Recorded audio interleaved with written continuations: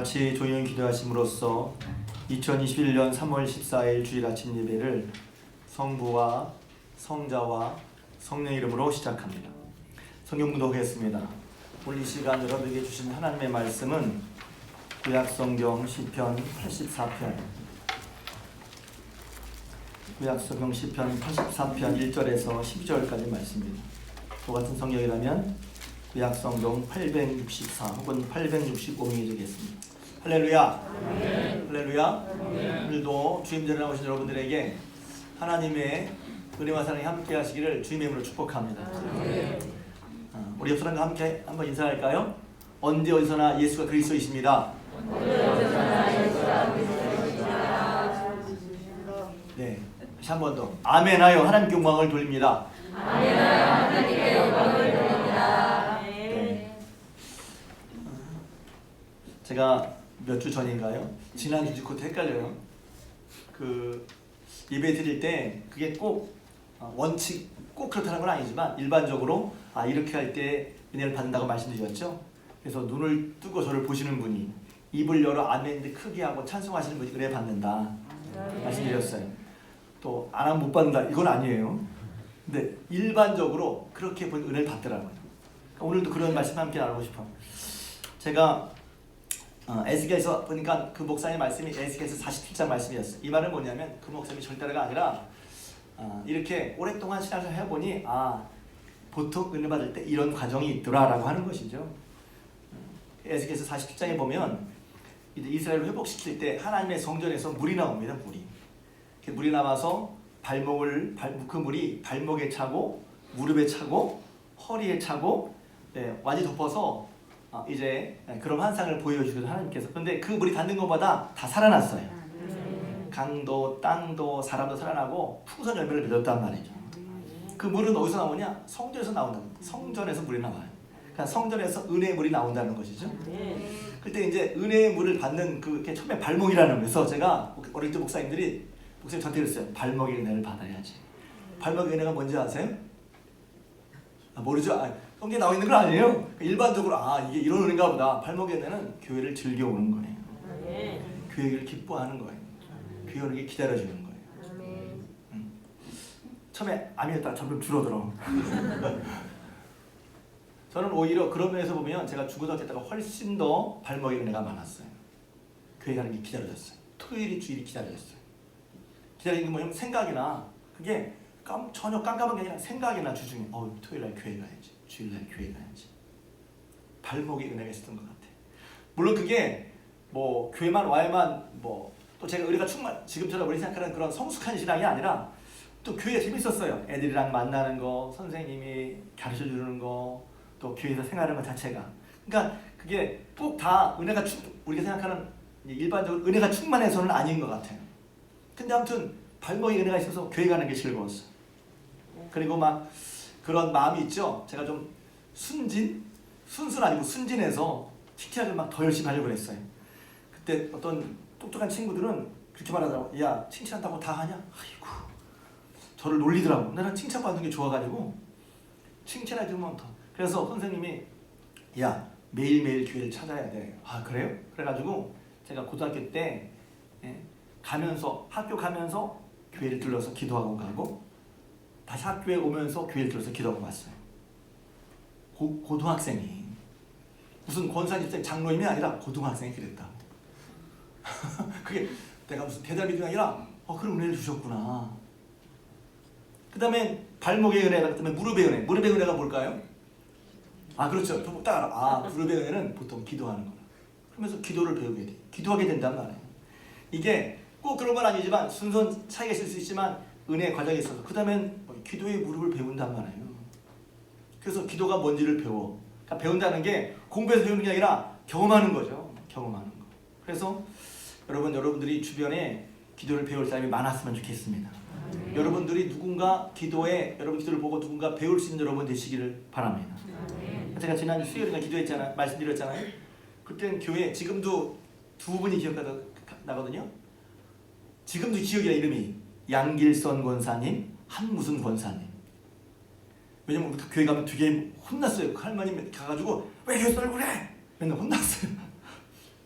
딴 얘기지만 갑자기 교회 오는 학생들을 여러분 혼내지 마세요. 잘했다고 그래야지. 교회 오는 것마다 혼내면 교회 오고 싶겠어요? 근데 이제 너무 우리가 막 시끄럽고 우상탕거리니까 근데 그분은 항상 가면 양길성 권사님, 한 무슨 권사님 항상 교회에 계셨어. 그게 기억이 나요. 중고등학교 지금부터 제가 나이가 더 죄송합니다. 저보다 훨씬 연배가 나이가 더 옛날 얘기 자꾸 한다고 그러죠. 근데 이제 그게 아니라 저를 제 신앙을 돌아보고 이게 그래서 그랬구나 함께 깨닫는 거예요. 그래서 그분들은 보면 항상 교회에 있어. 보면 그분들이 일이 없는 게 집에 없는 게 아니에요. 제가 간 때는 항상 거의 안 계신 데도 있었겠죠. 근데 제 기억에 그분들 항상 교회에 계시더라. 무릎의 은혜죠. 무릎의 은혜. 세 번째는 허리의 은혜는 뭔지 아세요? 일하는 거예요. 일하는 거. 힘은 허리에서 나오죠. 그래서 원주는 은혜 받는 과정이 다 똑같지 않지만 먼저 교회 오는 걸 기뻐해요. 교회 오는 걸 즐거워하고 교회 자주 와. 그리고 그다음에 무릎, 기도를 하게 돼요. 기도를 배우게 돼. 왜냐면 하나님을 믿는다고 할 때 하나님을 믿는 믿음의 가장 확실한 표시 중에 하나가 기도입니다. 기도. 하나님을 신뢰해요? 하나님을 신뢰하고 돈을 얻고 싶어요? 그럼 기도하죠. 기도. 세 번째는 이제 은혜 받아서 일하게 됩니다. 일하게 돼. 그래서 그런 과정이 있는 거예요. 은혜 받은 사람은 일하게 돼 있어. 일한다는 게 은혜 받는 표시예요. 오해하지 마세요. 일 안 하면 은혜 못 받았다는 게 아니라 하나님 은혜를 받은 사람은 그런 과정을 거치고 나중에 온몸을 덮는 건 뭐냐면 몸을 덮으면 자기 뜻대로 할 수가 없어요. 삶의 방향이 자기 뜻대로 안 되고 하나님께 모든 삶의 방향에 맞춰지는 걸 말하는 거예요. 근데 보면 되게 맞아요. 무릎의 은혜, 발목의 은혜, 무릎의 은혜, 허리의 은혜, 온몸이 잠기는 은혜. 그런 하나님의 은혜. 여러분 지금 말씀드리면서 여러분이 어떤 은혜 가운데 있는지, 나는 어떤 은혜가 사모가 되고 어떤 은혜가 필요한지. 그래서 여러분이 그런 성전에서 나오는 은혜로 말미암아 여러분이 더욱더 깊고 넓은 풍성한 은혜에 잠길 수 있기를 주님의 이름으로 부탁을 드립니다. 그러고 보니까 그러면서 신앙이 그러니까 그렇게 하다 보니까 신앙이 나도 모르게 자라는 거예요. 신앙은 어떻게 자라죠? 물론 요새는 훈련도 중요하고 체계적으로 하는 것도 중요해요. 그건 반드시 있어야죠. 근데 그렇게 하려면 먼저 오는 게 중요한 거예요. 먼저 와서 듣는 게 중요한 거예요. 오지 않고 듣지 않고 신앙이 자랄 수는 없단 말이죠. 여러분 이렇게 지금 이 정도 예배 드리는 것도 여러분 분명히 이런 과정이 있을 거야. 교회에 막 너무 좋아서 교회를 갔고 교회 가다 보니까 듣게 되고 듣다 보니까 따르게 되고 따르다 보니까 은혜를 받아서 여기까지 온 거란 말이죠. 응? 저는 대학교 때도 그랬어요. 대학교 때도 집안이 어려워서 달리 갈 데가 없어. 뭐 돈도 없고 갈 데가 없어. 교회 갑니다. 근데 이것도 그래요. 여러분 달리 갈 데가 없어서 가난한 사람이 다 교회 갈까요? 그렇지는 않더라고 보니까. 딴 데도 가더라고. 저는 갈 데가 없어서 교회 갔어요. 일주일에 나흘간 교회를 다녔어요. 나흘. 주일, 토요일은 가고 기본적으로 수요일도 가고 그 다음에 화요일도 성경 공부한다고. 그러니까 그때 전사님인데 최영호 전사님이라고 불러서는 청년들 불러서는 조직신학. 오늘 같으면 어려운 말 조직신학이죠. 하나님은 어떤 분이고 예수님은 어떤 분이고 그런 게 안다는 그걸 이렇게 성경에서는 잘 들어가지 않는 것을 잘 설명해 주는 그것이 굉장히 은혜스러웠어요. 지금도 기억나는 게 뭐냐면 신앙에는 계시신앙과 수도신앙이 있다는 거예요. 그때 배운 얘기인데 기억이 안 나요. 지금도 기억이 나요. 계시는 뭐냐면 하나님께서 열어 보여주셔야만 되는 거예요.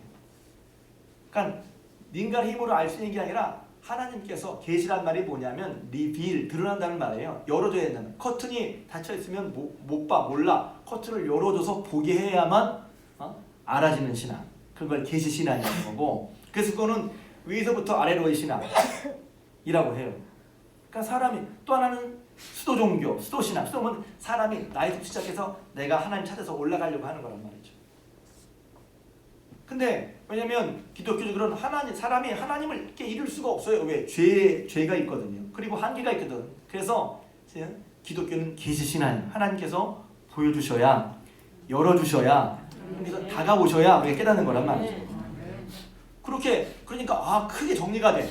그러니까 이런 공부도 필요하죠. 신앙생활을 보면 이렇게 정리한다면 아는 것 같지만 이렇게 정리를 해줄 때 보다 더 신앙생활을 어떤 큰 틀에서 잡아줄 수가 있어요. 그래서 대학을 졸업하고 군대를 갔는데 군대 갈 때 조금 꾀가 났어요. 왜냐하면 열심히 했거든. 제가 졸업하고서 군대 갈 때까지 이제 열심히 하면서 동시에 열심히 또 힘이 드니까 좀 쉬고 싶은 마음도 있었어요. 그래가지고 제가 군대 가기 전에는 제가 청년이 찬양대 지휘하고 목사님 주보할 때 주보까지 제가 만들어 드렸거든요. 그러니까 전도사 다니는데 되게 열심히 한 거 아니에요. 목사님들 칭찬해 주니까. 그런데 군대에 딱 가면서 이제 은혜 받고 군대를 가는데 좀 약간 깨가 나서 군대 가면 좀 쉬어야지 이런 마음이 한켠에 있었어요. 야, 한 달에 한 번만 교회 가야죠. 그런데 웬걸 군대 가니까요 교회 가고 싶어 죽겠는 거예요. 견딜 수가 없어 교회 가고 싶어서. 그러니까 내 나름대로는 좀 이거 좀 뛰어타고 싶은데 이미 제 속에 지나고 은혜가 있었던 거예요. 견딜 수가 없어. 그래서 제가 지금 생각 제일 억울한 게 뭐냐면 훈련소에서 8주 있었거든요. 8주간 다 교회 가는데 한 주만 못 갔어. 성질 고약한 조교가 오늘 머리 깎는다고 머리 안 깎고 못 간다. 머리 열심히 깎고 갔더니 오늘 취소됐어. 안 보내주더라. 지금도 그게 아쉬워. 그 주간 못 간 게. 그러니까 말입니다. 교회에 가는 거, 교회에 가고 싶은 그런 마음이 있는 게 참 은혜였다는 생각이 듭니다. 은혜였어요. 그래서 저는 똑같지는 않지만 비슷한 게 뭐냐면 어디서 상사병과 비슷해요. 상사병이라니까 그러니까 좀 이상하죠. 너무 옛날 사람 얘기 같죠. 사랑에 열병 갖는 것 같아요. 가고 싶은데 생각을 하고 또 가고 싶고 하고 싶고 그런 거죠. 그래서 내 마음에서 막 우러나서 말하는 것만 합니다. 상사병이 아니어도 사랑하는 사람이 있는 사람들은 그런 마음을 느끼죠. 사랑하니까 보고 싶은데 그렇지 못하니까 병이나 그래서 상사병이라고 그러죠. 참 병도 신기한 병이 있어요. 너무 사랑해서 병에 걸려서 점점 말라가. 밥도 맛이 없어. 야 어떻게 그렇지? 무슨 질병이 온 게 아니고 무슨 균이 들어와서 내를 아프게 하는 게 아니라 마음이 간절히 사랑하니까 그걸 사랑을 못하니까 마음에 병이 생기는 거예요. 그래서 점점 말라 여유가요. 때로는 저는 안 그래봤는데 저는 그 정도는 아니었거든요. 때로는 헛것이 보이기도 한데요. 제가 왜 이런 얘기를 하냐면 하나님을 만나는 것도 이와 비슷한 면이 있다는 거예요. 신앙에 여러분, 신앙에 각다 여러분 제가 이제 목회를 한 30년 하고 여러 사람 되다 보니까 각 사람마다 신앙에 컬러가 있어요. 지적인 면이 강한 사람이 있고 정적인 면이 강한 사람이 있고 의적인 면이 강한 사람이 있어요. 저는 처음에는 정적인 면이 강한 사람이었어요. 제 성향은 제가 생각을 보니 저는 지적인 사람이에요. 그러니까 지식적인 어떤 걸 관찰하고 파악하는 것을 좋아하는 성향이 있어요. 그런데 그러다가 하나님을 성령 체험한 다음에는 제 마음에 대부분이 정적인 마음이 또 들어왔어요. 신학교에 가서는 굉장히 지적이었어요. 그리고 신학교에 가서는 뭐가 받쳐지면 의지적인 것. 왜냐하면 말씀대로 행하는 중요하니까. 은혜 받고 떠들고 좋다고 하는데 말씀대로 안 행해? 야 이거 문제가 있는 거구나. 은혜 받고 성령 충만하고 기도할 때 이러는데 말씀대로 안 행해? 이거 문제가 있는 거구나. 제가 깨닫고 신학교 나와서부터 제 신앙의 행로에는 많은 부분 의지적인 부분을 했어요. 왜? 말씀대로 행하면 복을 받는 건데 은혜 받은 건 말씀대로 하는 걸 깨닫게 하는 거예요. 은혜 받은 건 내 고집대로 하다가 은혜가 딱 들어오면 내 고집이 나도 모르게 딱 없어지는 거예요. 그 순간. 왜? 이게 더 좋으니까. 여러분은 알건 모르건 간에 그렇게 일이 벌어진단 말이지. 딱 은혜 받으면 내가 그동안 해왔던 것에서 달라지는 거예요. 근데 교회를 다니면서 여전히 어떤 사람은 지적인 데만 있어요. 지적이 나쁘다는 게 아니에요. 그러나 정적인 것도 있고 의지적인 면도 있다는 거예요. 오늘 설교는 어떤 면에서 굉장히 정적인 설교일 수 있어요. 어떤 분들은 왜 저런 얘기를 하나? 자기가 만약 이 설교 이렇게 들리면 여러분 지적인 분이라고 알면 돼. 그러면 정적인 부분을 채워야 돼. 다 찬양하는데 오해지 마세요. 찬양 꼭 그렇게만 불러야 되는 거 아니야. 다 찬양하고 떨고 찬양하는데 자기는 딱 입 다물고 그런 분은 지적인 분임을 알면 돼. 근데 나쁘다는 게 아니라 정적인 하나님을 정말 높이고 감사한 찬양인데 그런 걸 마음에 느낄 때 얼마나 우리 마음과 심령에 평안과 힘이 나는데요. 할렐루야. 찬양이 아니라 여러분 경험하시길 주님으로 축복합니다. 또 어떤 분은 이런다고 또 찬양만 하면 다인가? 말씀 순종하면서 맞아요. 은혜 받고 또 찬양에 은혜 받으면서 하나님 말씀 따라가는 게 중요해야죠. 할렐루야. 그래서 그렇게 신앙의 모든 면이 한쪽으로 성향에 따라 나도 모르게 좋아하는 쪽이 있지만 여러분이 균형 잡힌 그 균형은 누가 맞춰줘요? 성령께서 말씀을 통해 균형 잡힌 신앙이 되시길 주님의 이름으로 축복합니다. 그 신앙의 한 단면에서 오늘은 다윗이 성전을 정말 사모하고 하나님을 사모했던 얘기를 하려고 하고 싶은 거예요. 우리는 여러분 신앙생활을 뭐가 중요하다고 생각해요? 어떤 사람은 지키는 거, 행하는 거 그것도 물론 중요하죠. 그러니까 지키는 거, 행하는 것만 생각을 해. 근데 어떤 사람은 지키는 것도 물론 중요한데 하나님이 중요해. 하나님이 지금 행하는 것도 하나님이 중요하지 않다는 건 아니죠. 그런데 포인트가 어디냐면 뭘 해야 돼, 뭘 하는 데에 방점이 있는 게 아니라 먼저 하나님이 어떠하신가를 만나는 게 중요하죠.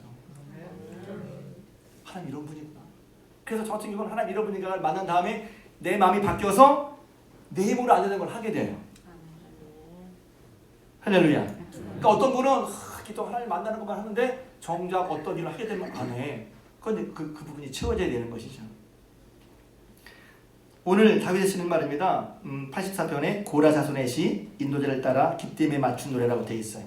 지적인 사람은 이걸 설명하는 걸 좋아해요. 아, 이거 뭐지? 아는 걸 좋아해. 아는 거. 이렇게 설교를 해도 다윗의 마음을 느끼기보다 기쁨이 이런 거구나. 이런 거 아는 걸 더 좋아한다니까. 그런 걸 좋아하는 사람은 지적인 사람이에요. 그거 안다고 물론 모르는 것보다 낫지. 근데 하나님 다윗이 경험한 하나님의 감정을 맛본다는 생각을 잘 못하고 이게 이런 거구나. 지식만을 즐거워한 자기 성향을 좀 알아야 돼요. 그래서 고라 자손은 다윗이 왕으로 있을 때 이제 성가대, 찬양대를 했던 자손입니다. 레위 족속이죠. 그리고 여기 기쁨이라는 것은 정확하지 않은데 기쁨은 학자들이 말하기를 악기나 혹은 멜로디라고 말합니다. 그러니까 그 악기에 맞춰서 노래를 지은 거예요. 혹은 그 멜로디에 맞춰서 노래를 지은 거예요. 시편 우리가 이걸 때문에 놓치는 게 있는데 시편은 시란 말이에요. 그리고 시를 따서 노래를 불렀단 말이에요. 그래서 어떤 분은 예배 드릴 때 또 찬양도 안 하는 분이 있어요. 무슨 찬양, 말씀 듣는 게 중요하지. 말씀 듣는 것도 중요하고 찬양도 중요합니다. 안 중요한 게 없어요. 그러니까 내 성향이 말씀을 좋아하는 분이라면 찬양도 함께 부를 수 있기를 바랍니다. 찬양을 좋아하는 분이라면 말씀도 함께 듣고 연구하고 배울 수 있기를 바랍니다. 그러니까 자기 성향만 가니까. 자, 그런데 이 시편에 보니까 제가 먼저 그 주석에 나오는 얘기를 먼저 드릴게요. 왜 주석 얘기를 하냐면 많은 학자들이 연구를 했어요. 연구했는데 꼭 그렇다는 게 아니라 이 시는 누구의 시냐? 고라 자손의 시인데 이 시의 내용을 보니까 이 시가 언제 쓰여졌을까? 대부분 학자들은 언제 쓰여졌냐면 다윗이 만년에 자기 아들 압살롬 때문에 압살롬이 반역을 일으켜서 도망가면서 그때 지은 시라고 이제 말을 하고 있어요. 왜냐하면 다윗이 주의 장막을 향한 간절한 마음, 주의 장막 혹은 주의 궁전, 이제 궁전 여기 이제 여러 번을 주의 성소 이렇게 말하는데 하나님이 여기 성경에 보면 주의 장막이라고 할 때 천막 같은데 영어 성경에 보면 dwelling place가 있어요. 하나님이 계신 곳. 대표적으로 계신 곳이 주의 성소거든요. 다윗이 하나님의 성소 가고 싶은데 지금 다윗은 지금 압살롬에 쫓겨가고 있단 말이야. 쫓기는 형편이야. 하나님 앞에 하나님의 성소에서 예배를 드리고 하나님 가까이 했던 그런 추억이 있는데 지금 하나님 사모하는 마음이 있는데 그렇게 못하고 쫓겨가는 심정이란 말이야. 근데 그럴 때 하나님을 사모하는 마음, 하나님 계신 성소를 사모하는 간절한 마음을 표현했던 시편이라 이렇게 얘기를 하고 있어요. 그렇게 딱 이제 84편의 어떤 상황을 딱 얘기하고 보면 이 얘기가 이 시편의 얘기가 이 사람이 이런 마음이었구나. 그래서 어떤 논리적인 설명문이 아니라 예를 들면 로마서나 고린도서 논리적인 설명문인데 이것은 그가 하나님에 대한 마음, 하나님에 대한 태도, 하나님에 대한 감정, 그가 느꼈던 것을 얘기하는 것이죠. 그러니까 지금 사실은 아들에게 쫓겨가고 있으니 다윗이 얼마나 사실 낭패예요. 그런 낭패 일이 없잖아요. 낭패가 아니라 또 정말 압살롬이 아버지 다윗을 죽이려고 했거든요. 위험스러운 상황이야. 낭패스러운 상황이야. 왕이었다가 쫓겨가는 그런 상황이란 말이지. 얼마나 답답하고 막막하고 위험스러운 상황이란 말이에요. 근데 그때 쫓겨가면서 다윗이 뭘 하냐면 하나님과 하나님 계시는 성소가 사모가 되는 거예요.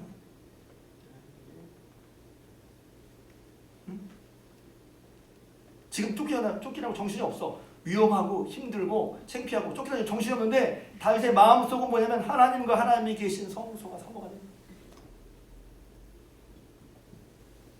다윗이 그랬구나. 이거 논리적인 게 아니잖아요. 한 인간이 하나님을 의지하고 살다가 무슨 일이 있어서 정말 부끄러운 일, 아들에게 그것도 창피를 당해서 왕이 돼서 쫓겨가는데 쫓겨가면서 그가 무슨 생각을 했나? 하나님과 하나님의 전이 사모가 됐다. 그게 시편 84편 1절입니다. 1절에 보면 만군의 여호와여 주의 장막이 어찌 그리 사랑스러운지요 내 영혼이 여호와의 궁정을 사모하여 쇠약함이요 그랬어요. 여기 제가 벌써 쇠약함이라고 얘기했잖아요. 주의 장막이 어찌 그리 사랑스러운지요. 주님의 거처, 주님의 계신 것이 어찌 사랑스러운지요. 주님의 계신 것이 거기에 마음이 가고 지금 거기에 그 생각에 지금 나를 가고 채웠다는 거예요. 한편으로는 도망가고 있어. 한편 어려움 당하고 있는데 한편으로는 다윗의 마음속에 같이 뜬 것은 뭐냐면 하나님 처소와 하나님 계신 곳이란 말이에요. 어느 정도냐면 여기서 사랑한다는 말은 주의 장막이 어찌 사랑스러운지요. 그때 원뜻은 물이 끓는다는 뜻이래요. 물이 끓는다. 번역 알겠죠? 상징적으로 물이 끓으면 뭐예요? 연인 간의 열정적인 사랑을 끓는다 그러죠. 끓는다. 저 펄펄 끓래 저거. 그런 때 쓰이는 언어라고 보니까. 그래서 주님의 장막, 주님의 하나님의 성소에 대한 강렬한 애착과 애정이 있는 거예요. 그러니까 이게 있으니까 이런 말이 있으면 말하자고 표현할 수가 없어요. 하나님, 제가 정말 하나님 보고 싶습니다. 이런 거죠. 쉽게 말하면. 제식으로 풀자면 그래요. 주의 만군의 여호와여 주의 장막이 어찌 그리 사랑스러운지 하나님의 성전을 향한 하나님이 계신 곳을 향한 애끓는 마음, 간절한 마음을 보여줘. 오늘 설교 제목인 내 영혼이 여호와의 궁정을 사모하여 뒤에 세 칸을 뺐어요. 너무 길어서. 내 영혼이 여호와의 궁정을 사모하여 쇠약하며 사모한다는 말도 마찬가지죠. 사모한다는 말도 사모한다는 말이 뭐냐면 하나님 앞에 이제 간절하게 맞아. 사모한다는 말은 그래서 무슨 뜻이 원래 원어 뜻을 설명해 드릴게요. 창백하게 되면 아프다는 거예요. 사모하니까 창백하게 되고 그래서 아까 상사병 얘기한 건데 너무 사모하니까 창백하게 되고 또 열망하고 그러다 보니까 아픈 거예요. 너무 사모하고 열망하니까 아프다. 내 영혼이 여호와의 궁정을 사모하며 사모하여 쇠약하며 쇠약한다는 말은 뭐냐면 그렇게 하느라고 다 진이 빠진 상태를 말한다는 거예요. 하나님을 사모하고 사랑해서 하나님께 마음에서 다 애가 타고 쇠약하며 기진이 다 빠질 정도로 그렇게 하나님과 하나님 계시는 성소를 사모했다고 하는 것이죠. 여러분 이거 들으면 그런 사람도 있나?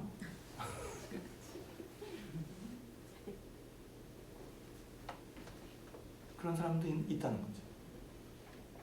그러니까 우리의 신앙을 똑같이 하나님 믿는데 하나님 믿는 하나님을 사모하는 신앙이 어떤가 하는 것을 이제 보게 된단 말이에요. 지난주에 어떤 성도님이 이런 말씀하셨어요. 목사님, 교회에서 예배 드리니까 너무 좋아요. 그러더라고요. 물론 온라인으로 예배 드리는 게 드릴 수밖에 없는 분들은 예배 드리는 되죠. 그런데 교회에서 예배 드리니까 너무 좋았다는 거예요. 주의 전, 예배 드리는 곳, 하나님의 성소. 그러니까 다윗은 계속해서 주님이 계신 곳 1절에는 주의 장막, 2절에는 여호와의 궁정, 3절에는 주의 제단, 4절에는 주의 집, 10절에는 주의 궁정 등등으로 하나님이 계신 곳을 계속해서 얘기하면서 뭐라고 그러냐면 내가 살아계신 하나님께 부르짖나이다. 이렇게 하나님과 하나님 계신 곳을 사모하고 기진하도록 힘이 다 빠지도록 마음이 아프도록 하나님을 사모하며 또 바라보는데 내 마음과 육체가 살아계신 하나님께 부르짖습니다. 여기서 보면 마음과 육체가 부르짖는다고 그랬거든요. 좀 아까는 내 영혼이라고 그랬고 2절에는 그렇죠? 2절 중간에는 내 마음과 육체가 부르짖는다는 건 하나님 찾는데 마음도 찾고 영혼도 찾고 육체도 찾는다는 거예요. 육체가 찾아. 여러분 하나님 찾는다 그러면 마음으로 생각하겠지. 그러니까 마음과 신령과 육체까지. 이 말은 뭐냐면 나의 전 존재, 나의 모든 것이 육체까지도 하나님을 사모하고 있다는 거예요.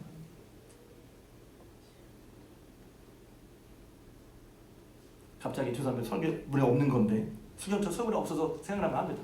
어떤 시인이 연탄재라는 시인 썼죠. 연탄재 우습게 여기지 마라.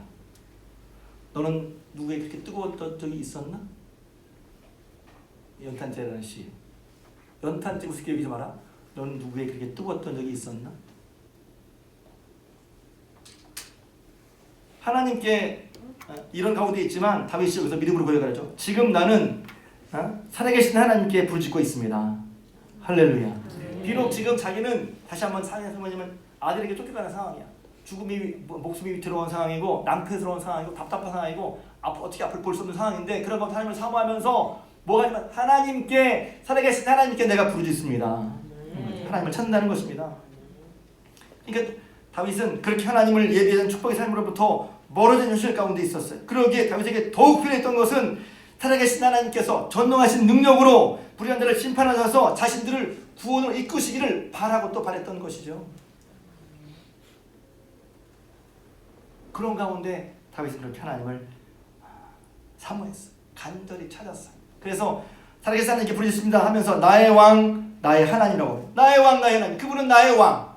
그분은 나의 하나님. 하나님을 간절히 사모했단 말입니다. 다른 말 아니라 그는 바로 하나님께 소망을 두었다는 거예요. 하나님께 소망을 두는 게 신앙. 내 소망이기 때문에 막연한 소망이 아니라 그 소망이신 하나님을 사모하고 간절하고 그 하나님 계신 곳을 사모하고 간절히 여겨서 그 하나님께 어떻게 하면 나가려고 하는 그런 마음으로 내 온통 내 존재가 활활 타고 있고 내 존재가 소진이 되는 그런 하나님 사모가 쫓겨가는 다윗에게 있었다는 것이죠. 쫓겨가는 다윗에게. 왜 그렇습니까? 바로 하나님께 소망을 두었기 때문에 그런 것이죠. 오늘 예배 때 함께 읽은 예배 부름의 말씀, 하나님이여 사실 시민을 찾기에 갈급한 같이 내 영혼이 주를 찾기에 갈급합니다. 내 영혼이 주를 찾기에 갈급합니다. 쫓겨가는 상황 속에 여기서 구원하실 분은 하나님밖에 없으니 하나님 찾는 거죠. 그러면서 5절에 42편 5절에 내 영혼아 내가 어찌하여 낙심하며 내가 어찌하여 내 속에서 불안해하느냐. 다시 한번 내 영혼아 내가 어찌하여 낙심하며 어찌하여 내 속에서 불안해하는가. 여러분 다윗과 같은 상황에 다윗은 그냥 참 잘 믿으니까 낙심이 없었겠죠. 천만의 말씀. 어떤 의미에서 높고 잘 나가던 사람이 떨어지면 더 낙심되잖아요. 사람들이 볼 때 와 하는 사람인데 그 사람이 떨어져. 그 사람이 어려운 일상에 풀면 더 낙심할 수 있잖아요. 어째 낙심하면 내 속에서 불안해하는가. 너는 하나님께 소망을 두라. 그가 나타나 도우심으로 말미암아 내가 여전히 찬송하리로다. 하나님의 도우심, 하나님께 소망을. 여기서 이제 다윗이 믿음을 보죠. 믿음 있는 게 보이잖아요. 그런 속에서도 하나님을 사모하는 것이 믿음이죠. 그런 속에서도 하나님이 간절하게 믿어요. 왜? 하나님은 나의 왕, 나의 하나님. 이러셔서 나를 구원하실 것을 믿기에 그가 이런 상황 속에서도 간절하게 하나님 소망을 두고 하나님을 부르고 있는 것입니다. 그 고백이죠. 살아계신 하나님께 구한다는 거예요. 살아계신 건 무엇입니까? 그냥 말로만 살아계신 게 아니라 지금도 여전히 주님은 일하시고 계신다는 거예요. 그 약속대로 그의 구원, 그 말씀대로 우리의 구원을 지금도 이루시고 계시다는 것입니다. 40일 말씀 요약할 때 제가 처음에 턱 하고 찌른 말이 하나님은 구원의 하나님 믿지만 내 삶 속 당시의 삶 속에서 역사하신 하나님을 믿습니까? 구원의 하나님 믿는다고 얘기해. 내 삶의 문제에 있어서 역사하신 하나님 못 믿는다고 한다면 그거 믿는 게 이상한 거잖아요. 다윗은 비록 자기가 압살롬에게 쫓겨가고 있는 상황이고 자기가 바라는 대로 간절하게 성전에서 예배드리는 상황이 지금 못 되고 있지만 그러나 여전히 살아계신 하나님을 알고 그 하나님 소망을 두고 그 하나님께 간절히 구하고 있다는 겁니다. 왜 그러죠? 하나님에 대한 믿음이 있는 거죠. 그게 믿음을 말하는 거예요? 믿음은 뭐다 설명하기 전에 보면 다윗이 믿음이 있었네. 왜? 그런 가운데서 또 하나님을 찾았단 말이에요. 하나님은 살아계시다고 고백을 하고 그 하나님께 내가 부인다고 고백을 하고 있잖아요. 뿐만 아닙니다. 제가 이제 이 말씀 보다가 이번에 그렇구나 보면 여호와여 3절입니다. 주의 제단에서 참새도 제비집을 얻고 제비도 새끼들 보금대를 얻었나이다. 이걸 해석하는데 이게 무슨 말이지? 보니까 이렇게 살아계신 하나님 나의 왕 나의 하나님 만군의 여호와 그 하나님의 능력과 보호 도움과 구원하심을 바라고 이제 하나님의 성소를 바라보는데 자기는 지금 못 가. 코로나 때문에 예배를 못 드리거든. 못 가. 그러니 뭐가 부럽냐면 주의 제단에서 마음껏 새끼치고 둥지치는 제비와 참새가 부러운 거예요.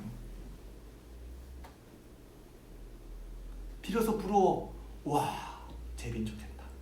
와 참새는 좋겠다.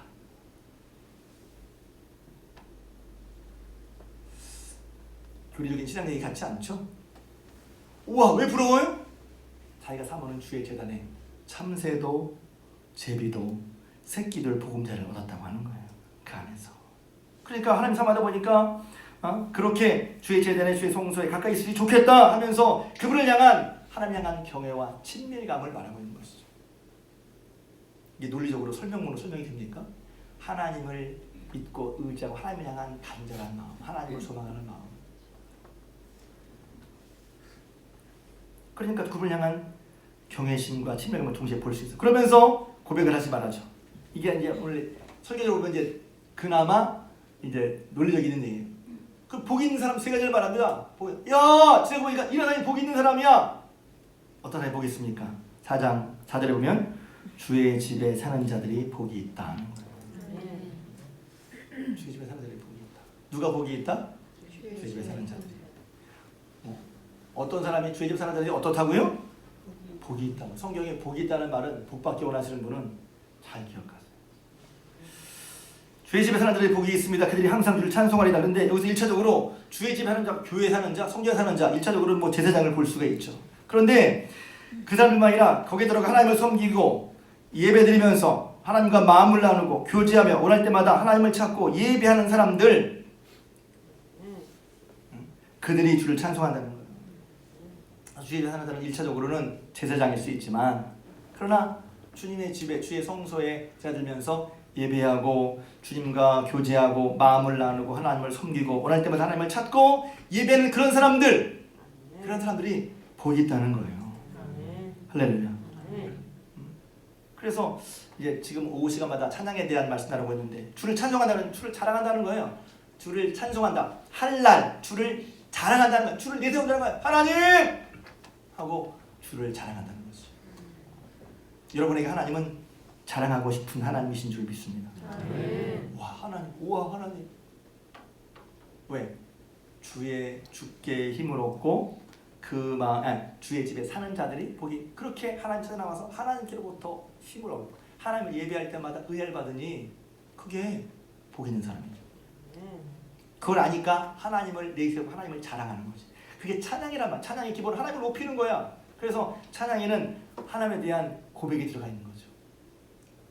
하나님 이런 분이시구나, 하나님에 대한 자랑, 고백이 찬양에 들어가 있는 거예요. 두 번째는 또 어떤 복이 있습니까? 5절입니다. 주께 힘을 얻고 그 암의 시온에 데려가 있는 사람은 복이 있다는 것입니다. 제가 지난주에 예배에 부르면 제가 이 말씀 때문에 다시 83편 말씀을 함께 냈어요. 주께 힘을 얻고, 그러니까 여기서 힘을 얻는다는 말은 오래 보면 주님과 밀착된 사람을 말하는 거예요. 하나님과 연합한 사람, 하나님과 함께 힘을 얻는 사람이란 말입니다. 그러니까 당시에는 하나님과 함께 성전에서 예배하고 제사하면서 하나님과 밀착된 것을, 연합된 것을 누렸죠. 그래서 그런 사람들이 그렇게 할 때 어떠한 일이 생깁니까? 힘을 얻는 것입니다. 할렐루야. 힘을 어디서 얻습니까? 내가 찬양하여 눈을 들여 나의 도움이 어디서 올까? 도움을 어디서 얻습니까? 너를 기뻐할 것이 너의 힘이라. 느헤미야 8장 10절. 힘을 어디서 얻습니까? 우리의 힘은 하나님께로부터 오는 줄로 믿습니다. 하나님께로부터 오는 힘을 하나님께 예배하면서 하나님께 밀착되면서 경험을 여러분 되시기를 주님으로 축복합니다. 그래서 내 힘이 아니라 하나님 주신 힘으로 산다고 고백할 수 있는 여러분 되시기를 주님으로 축복합니다. 그것이 경험되시기를 주님으로 축복합니다. 원하시면 아멘 합시다.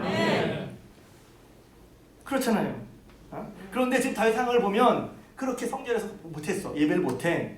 도리어 지금은 하나님 손이라고 예배드릴 수가 없어. 그렇지만 뭐가 복이 있어요? 그 마음에 시온에 데려가 있는 사람. 시온으로 가는 큰 길이라고 그랬는데, 다른 말로 하면 시온으로 가는 순례길을 말하는 거예요. 지금 하나님의 전이 아니야. 지금은 어려워. 그러나 주의 전이 있고 주의 계신 곳에 내가 그리로 가야지 하고 마음을 정하고 하나님 앞에 달려나가려고 하는 사람을 말하는 거예요. 비록 예배드릴 수는 없어. 교회 가서 예배드릴 수 없지만 마음을 하나님께 향한 사람. 각 처세에서 모이는 예배를 드릴 수 없어. 그러나 마음이 하나님께 향해 있는 사람. 그런 사람은 복이 있다는 거예요. 그런 사람은 복이 있다는 거예요. 지금 다윗이 그런 형편이란 말이죠. 어떤 회복이 주께 힘을 얻고 주님 앞에 나와서 예배드리면서 연합해서 말씀 들으면서 제사 드리면서 예배 드리면서 그렇게 힘을 얻는 것도 힘을 얻고 뿐만 아니라 지금 그 마음에 시온에 들어가 있는 사람들. 그러니까 다윗은 직접 예배를 드리는 뿐만 아니라 지금 사정 때문에 못 드리고 있어. 예배를 못 드리고 있지만 그러나 그 마음에 시온에 들어가 있어서 하나님을 사모하며 있는 사람들마저도 복이 있다는 거예요. 시온의 성소에 나갈 수 없는 상황 속에 있는 다윗과 같은 사람. 그러나 그 마음에 하나님 향한 간절한 마음이 있고 사모하는 마음이 있고 그 마음에 시온에 내려 시온 가야지 하나님께 가야지 하는 그런 마음이 있어서 하는 사람이 복이 있다는 것입니다. 그럼 그런 사람은 어떤 복이 있을까요? 그 다음에 이제 6절, 7절, 8절이 그런 사람에게 비록 지금 하나님 앞에 나와서 예배 성소에 가지 못하지만 하나님을 향한 간절한 마음 있는 사람들을 하나님 어떻게 도우시느냐? 하나님 그들을 도우시는데 그들이 눈물 골짜기로 지나갈 때 그곳에 많은 샘이 있을 것이고 이른 비가 복을 채워 주신다 그랬어요. 하나님이 그냥 그를 도와주시는 것이죠. 할렐루야. 하나님의 간절히 사모하는 자에게 이런 도움이 받는 은혜가 있는데 여러분들이 이런 은혜의 도움을 받을 수 있길 주님으로 축복합니다. 많은 샘이 이른 비가 그건 사람이 할 수 있는 게 아니잖아요. 사람이 할 수 있는 게 아니야. 하나님이 하시는 거야. 할렐루야. 목회할 때 그런 것을 느끼면 너무 감사하죠. 여러분 삶에도 그런 하나님의 도우심, 누구에게 주께 힘을 얻고 하나님과 예배드릴 때 하나님께 연합해서 하나님의 시선을 해서 예배를 드리고 하나님 사모하고 예배드릴 수 없는 상황에는 그 마음의 신호가 들어가서 하나님을 사모하는 사람들에게는 하나님께서 그들이 가는 눈물 골짜기지만 어려운 상황이지만 하나님께서 은혜를 주셔서 비도 내려주시고 샘도 터뜨려 주셔서 살게 하신다는 것입니다. 할렐루야. 그러면서 7절 그들은 힘을 얻고 더 얻어서, 그러니까 그런 상황이라도 지금 성소에 복하는 상황이지만 그렇게 하나님 사모할 때 하나님 주님께서 어려움 중에서 은혜를 주셔서 힘을 얻고 또 얻어서, 할렐루야.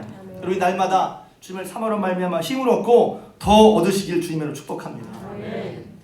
못 남아도 힘을 얻을 수 있잖아요. 하나님을 사모하는 자를 주님께서 아신단 말이에요. 사모하는 심령을 만족케 하신다. 주님에게 좋은 거 채워주신다. 할렐루야. 그리고 세 번째로 맨 마지막 10절에 만군의 여호와여 주께 의지하는 자는 복이 있나이다. 누가 복이 있어? 그렇게 하는 게 주를 의지하는 거 아니에요? 주를 의지한다는 게 말, 주를 의지해야지. 뭐가 주를 의지하는 거예요? 지금 다윗을 보면 다윗이 어떻게 주를 의지하고 있는 걸 볼 수가 있죠. 그는 성소의 대면에서 드렸던 예배의 은혜를 알고 있어요. 그걸 사모하고 있어요. 지금 그렇게 못해. 그렇지만 그 마음에 주께 힘을 얻고 하나님을 여전히 살아계셔서 역사하신 하나님의 구원의 은혜를 바라며 하나님을 소망하면서 그 마음에 신호에 들어가 있고 결국 그럴 때마다 은혜를 받고 도우심을 받고 힘을 얻어서 지금 그 길을 계속하고 있단 말이에요. 할렐루야. 하나님이 그런 하나님이시니 하나님께 소망을 두는 게 맞잖아요. 시편 145편 18절에 보면 여호와께서는 자기에게 간구하는 모든 자 곧 진실하게 간구하는 모든 자에게 가까이 하시는도다. 하나님을 찾는 거죠. 간구하는데 그냥 진실하게 간구하는 모든 자에게 하나님은 가까이 하신다고 했어요. 하나님이 뭐인 것 같아요? 가까이. 근데 누가 가까이 하느냐? 자기에게 간구하는 모든 자, 곧 진실하게 간구하는 모든 자에게 하나님 가까이 하신다는 거예요. 그러니까 지금 가까이 한다는 기도한다는 것도 포함되지만 지금 다윗의 이런 상황을 보면 다윗이 그렇게 하나님을 간절히 사모한다는 것을 주님 다윗이 하나님 가까이 한다는 것을 눈에 보이잖아요. 그러니 그렇게 다윗이 하나님을 사모하고 가까이 하니 그 다음에 시편 145편 18절 이하에 보면 그는 자기를 경외하는 자들의 소원을 이루시고 그렇게 하나님을 경외하는 거예요. 왜 그렇게 사모해요? 하나님밖에 없으니까. 다 그게 무슨 이런 신앙 이런 거에 설명 안 해도 그 다윗의 모습을 보면 그가 하나님 정말 믿고 의지하고 있구나. 그게 느껴지죠.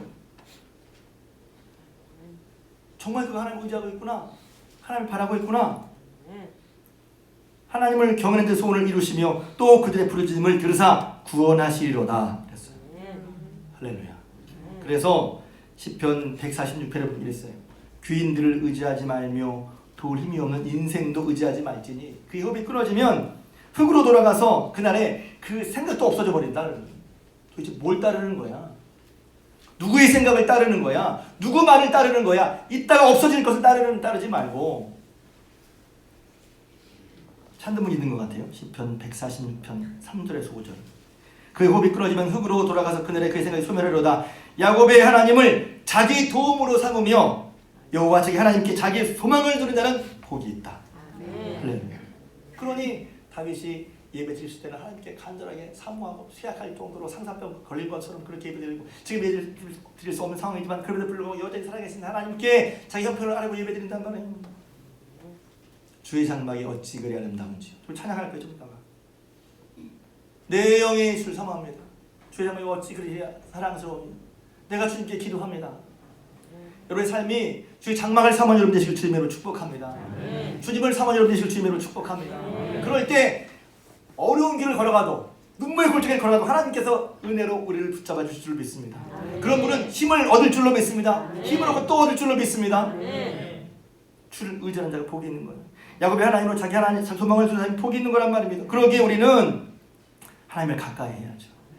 그러므로 일러스되 하나님의 교만한 자를 물리치시고 겸손한 자에게 은혜를 주신다 하셨느니라. 그런즉 너희는 하나님께 복종할지어다. 마귀를 대적하라. 그리하면 너희를 피하리라. 하나님을 가까이 하라. 그리하면 너희를 가까이 하시리라. 하나님을 가까이 하는 그거 아니에요? 하나님의 도움을 받고 싶다면 하나님을 가까이 해야지. 하나님을 도움을 하면 하나님을 가까이 해야지. 너무 당연한 거 아니냐 말이에요.